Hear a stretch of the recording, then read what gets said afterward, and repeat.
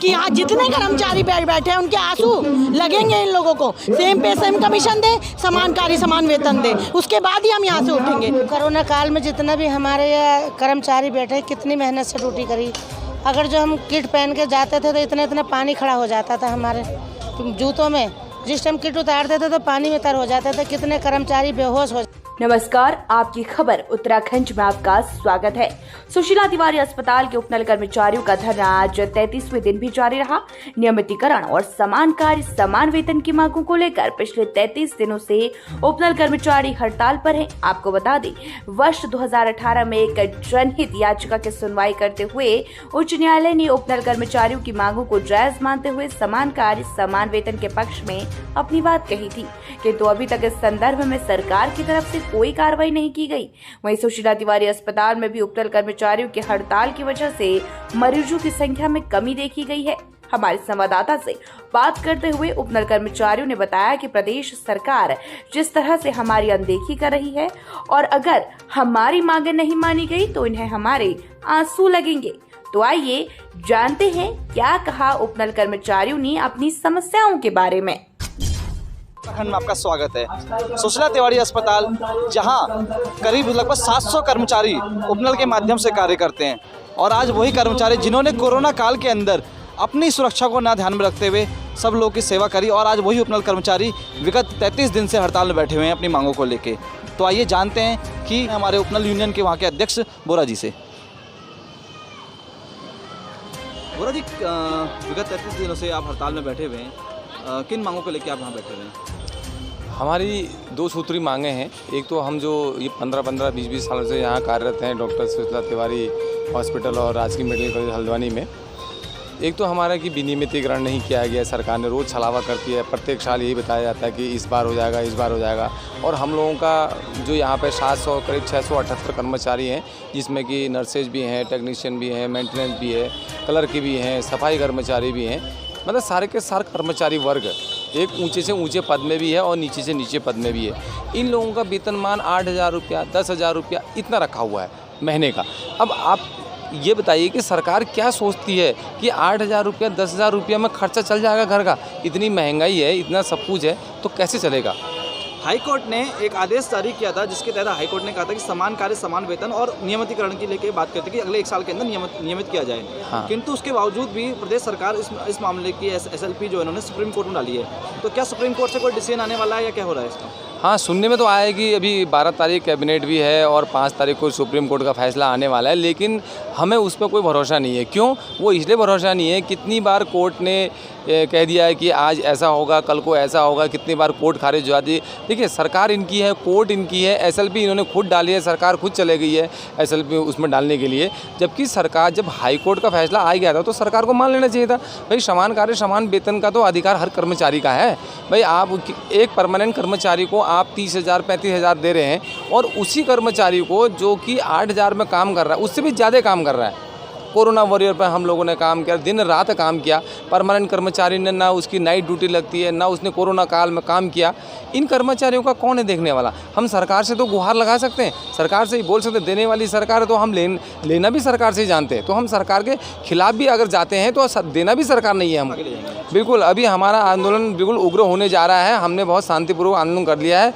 आज भी हमने सिटी मजिस्ट्रेट महोदया को ज्ञापन दिया हुआ है कि हम पूर्व निर्धारित सूचना के तहत हमने आपको सारी बातें बता दी। उसमें अब हमारा कर्मिक अनशन भी होगा, आमरण अनशन भी होगा, और हमको ज़रूरत पड़े तो हम सड़कों पे भी घेरेंगे हर किसी को, चाहे वो जनप्रतिनिधि हो, चाहे हमको सड़क घेरने की ज़रूरत पड़े, हल्द्वानी की सड़क घेरनी पड़े, चाहे देहरादून सचिवालय घेरना पड़े, चाहे हमको देहरादून में CM आवास घेरना पड़े। तो हम ये करेंगे, वो करेंगे हम 12 तारीख के बाद। अगर अभी सुनने में आया है कि 12 तारीख को कुछ निर्णय आने वाला है, अगर हमारे पक्ष में निर्णय नहीं आता है, समान कार्य समान वेतन नहीं दिया जाएगा, तो हमारा आंदोलन उग्र हो जाएगा। हमारे सब कर्मचारी में बहुत आक्रोश है। हमने बड़ी मुश्किल से कर्मचारियों को शांत किया हुआ है। आपका नाम और किस पद? मेरा नाम PS बोरा है, मैं यहाँ पे यूनियन का अध्यक्ष हूँ। समस्या तो हमें सभी हैं। 15, 16, 17 साल विधवा हुए हो गए मुझे, छोटे छोटे बच्चे पाले। जब हम लगे थे, हमसे ये बोला गया था कि मतलब इसी साल आप सरकारी हो जाओगे। आज हमें 16-17 साल हो गए। अपनी जान माल सारा तन मन हमने लगा के मेहनत से काम करा है, और हम अपना घर सुशीला तिवारी को ही मानते हैं, क्योंकि वहाँ से हमारे बच्चे पल रहे हैं। लेकिन अब आप ये बतलाइए इतनी कम तनख्वाह में क्या बच्चों को पढ़ाएं, क्या बच्चों को खिलाएं या दवा दारू करें, हमें एक गोली तलक तो हॉस्पिटल से मिलती नहीं है। तो आप लोग की क्या मांगे सरकार? मांगे समान वेतन, समान कार्य, नियमितीकरण, कुछ तो हमें मिले, कुछ तो मिलना चाहिए ताकि हम कोई अच्छी बुरी चीज़ खाएं पिएं जो हमारे शरीर में जान ताकत है। अरे अभी किसी चीज़ का हमारा मन होता है सर, ठेले पे बिक रहे, अगर जो हम जाते हैं वहाँ से तो पूछते हैं तो वो कहते इतने रुपए किलो, पीछे हट जाते हैं। अब कोरोना काल में जितना भी हमारे ये कर्मचारी बैठे कितनी मेहनत से ड्यूटी करी, अगर जो हम किट पहन के जाते थे तो इतना इतना पानी खड़ा हो जाता था हमारे जूतों में, जिस टाइम किट उतारते थे तो पानी में तर हो जाते थे, कितने कर्मचारी बेहोश हो जाते थे, लेकिन कोई देखने के लिए एक अधिकारी हमारा नहीं आता था। ये नहीं कहता था ये परेशान है तो इसकी ड्यूटी ना लगावें। 4 घंटे 5 घंटे हम किट पहन के अंदर रहना कितना कठिन बात है। बाद टाइम पेशेंट सीरियस हो जाता था, गिरने लगता था, किट को भी नहीं देखते थे हम, उसको जाके एकदम उठा के बेड पर लेटाना, लेटरिन में ले जाना, उसका पेशाब खाली करना, उसने लेटरिन कर ली, डायपर चेंज करना, उसके कपड़े चेंज करना, कितनी मेहनत से हमने काम करा। सरकार ने हमें क्या सिला दिया? कुछ नहीं दिया। कहा 11,000 मिलेंगे, जितनी बार लोग ड्यूटी करेंगे हर बार में 6,000 रुपया मिलेगा। 10-10 बार हम लोगों ने ड्यूटी करी, जितने भी हमारे कर्मचारी बैठे सब ने ही ड्यूटी करी, हमें उसका क्या सिला मिला? कुछ नहीं मिला।